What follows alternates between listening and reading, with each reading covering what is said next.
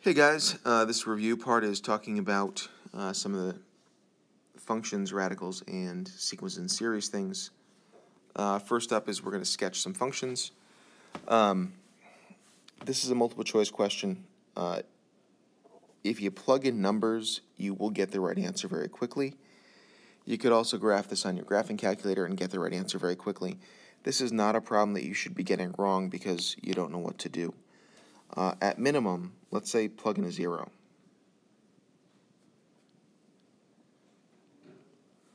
And if I plug in 0 here, I get 0 plus 1.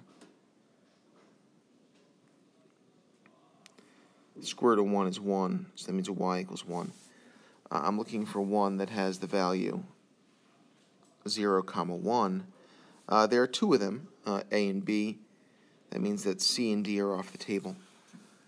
Second part of this, I could plug in another value. I don't know, maybe 3, because that makes a nice square root.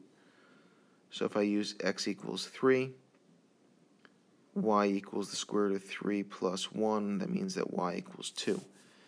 The only one of these that has 3, 2 as a point appears to be a. You may also recognize this by transformations. If I'm adding 1 to the inside, my basic graph is moving left 1 unit. That's what's going on with A. That's a much faster way to do this. In this case, minusing 1 on the inside means I'm going right 1 unit. That's going to be B without much thinking. But again, you're welcome to use the graphing function on your calculator, and that would just come out as like y1 equals, depending on the version you have. You might have to do this with some parentheses, or if you got math type, it's going to go in there automatically anyway. For numbers 51 and 52, we got to do some solving that requires squaring both sides.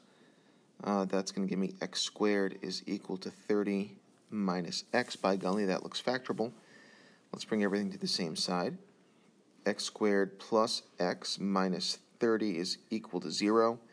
Things that multiply to negative 30 and add up to 1 are going to be positive 6 and negative 5. So x plus 6 and x minus 5 equals 0. That means that x equals negative 6 and x equals 5. I'm going to plug those in to make sure we get something that makes sense. We get negative 6 is equal to the square root of 30 minus negative 6. That's not going to work because I can't have negative as a square root. So that's an extraneous solution. Let's make sure that 5 works, although based on this being multiple choice, that's the only one that makes sense for us to use here. Because I like how I circled the problem instead of the multiple choice answer. None of the other ones have 5. There's no solution answer here. But just to make sure, 5 is equal to the square root of 30 minus 5. That's 25, the square root of which is 5, so we're okay. For numero 52, I'm going to square both sides. 42 minus n is equal to n squared. N squared plus n minus 42 is equal to 0. That's going to factor into n plus 7 and n minus 6, which is n is equal to negative 7 and n equals positive 6.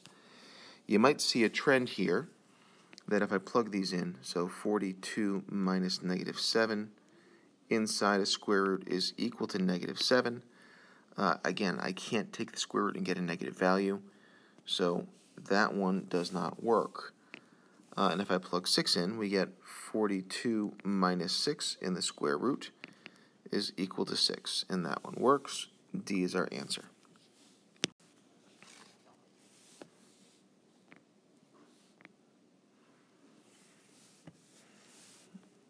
In terms of 55, what this really is kind of undoing a rational exponent. If I add 4 to both sides, again, we're getting the weird stuff by itself. We get m to the 3 over 2 is equal to 512. The shortest way to deal with this is to raise both sides to the 2/3 power. And if you do that on a calculator, that will give you the answer in one step, which is totally fine. Because you'd get m when those guys cancel to 1. And this is going to be, if you want to think about this in terms of radicals and exponents, the cube root of 512. And then that's going to be to the second power. The cube root of 512 happens to be 8. And 8 squared is 64. I'm going to do 56 in a slightly different way just so we can talk about this. If instead you thought about this in a backwards sense, we get 729 is equal, I'm going to convert this to radical form, the square root of 81n, then that's to the third power. I know to get rid of the cube, I've got to take the cube root of both sides. And the cube root of 729 is going to be 9, and that's equal to the square root of 81n. To get rid of the square root, I'm going to square both sides, and I got 81 is equal to 81n. In this case, n is equal to 1. So that gives us two options. One is through the use of getting rid of that radical, or the exponent first, and the other is converting this to radical form and kind of undoing it piece by piece. Both ways are totally fine. Again, you can also use calculators, totally fine on this without any issues. For 59, I got to get the cube root by itself first. I'm going to minus 10 to both sides.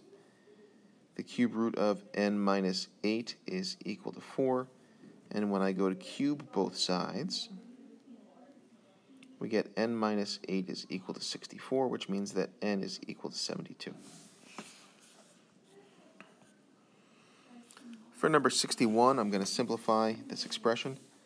I'm going to break this up into pieces. So we're going to have the cube root of 1,000 multiplied by the cube root, but those cubes is the index, of n to the 3x.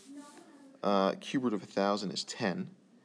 And cube root of n to the 3x is really just n to the x.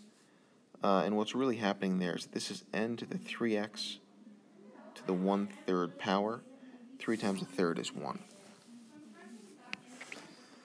For number 64, we're looking at the fifth root of 243, and that's multiplied by the fifth root of d to the 10x. Fifth root of 243 is 3. D to the 10x is d to the 2x.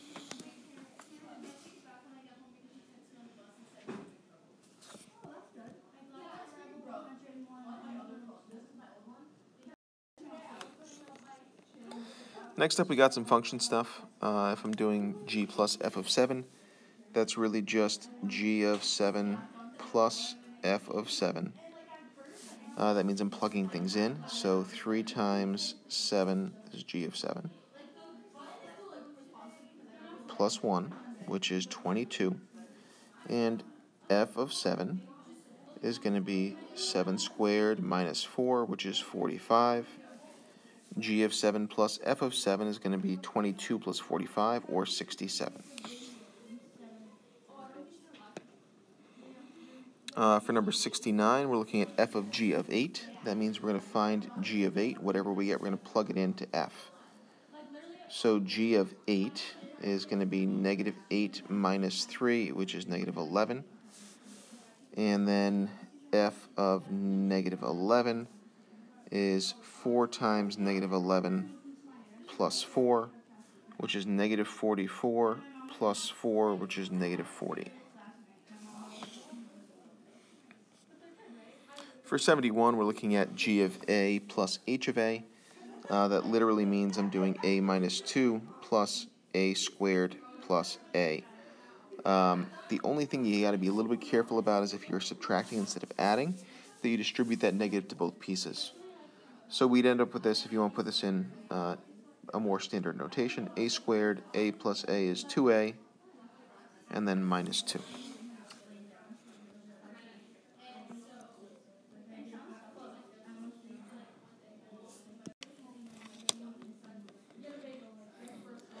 For number 77, we're finding the inverse of each function.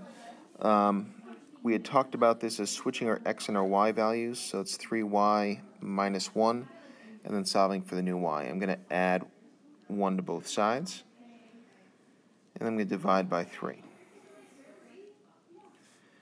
X plus 1 over 3 is what we're looking for. That's answer choice D. For number 80, same thing. X equals 4y plus 4. I'm going to minus 4 to both sides. That's equal to 4y. Divide both sides by 4, and we've got x minus 4 over 4, which happens to be A. Please be careful that you're not just trying to jump straight to an inverse. Some of these don't follow quite the pattern that you expect. Okay, next up we've got to write the rule for the nth term of a geometric sequence. What we're talking about is this thing, and we're talking only about geometric here. So that's the first term multiplied by the common ratio to the n minus 1. Always the same exact setup. And if you were to write this in this format, you would get this right very quickly without much challenge. A1 is going to be 4, and each time geometric means multiply by the same value, we're multiplying by 4. So our solution would be A sub n is equal to 4 times 4 to the n minus 1, and you're done.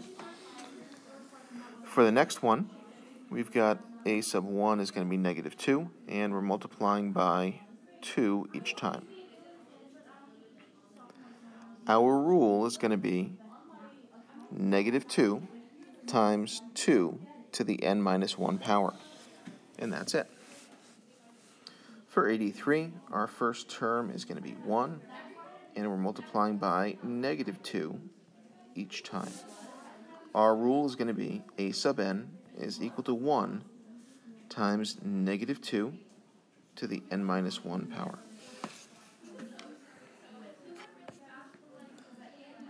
We're looking for the sum of an infinite geometric series if it has a sum. Thing number 1 we got to check is that r is less than 1, or actually the absolute value of r. And actually, in all 4 of these cases, that's true. We've got a short formula for this, which is the first term divided by 1 minus that r value. So in this case, we'd have negative 5 divided by 1 minus 3/5, which is 2/5. So we've got negative 5 divided by 2/5, which is this going to be the same as multiplying by 5/2. When we do that, we get negative 25 over 2. For number 87, same thing. We already checked our r, so we're okay. Negative 3125, and that's going to be dividing by 1 minus negative 1/5.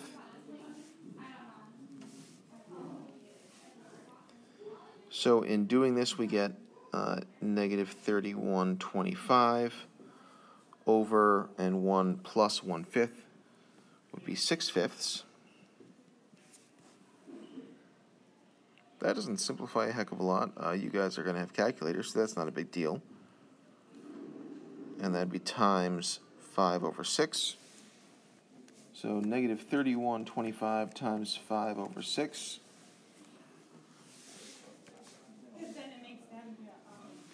And that's just going to be gross, so I'm not going to go there. I thought I was going to go there, and then I didn't. Same process every time for these, though.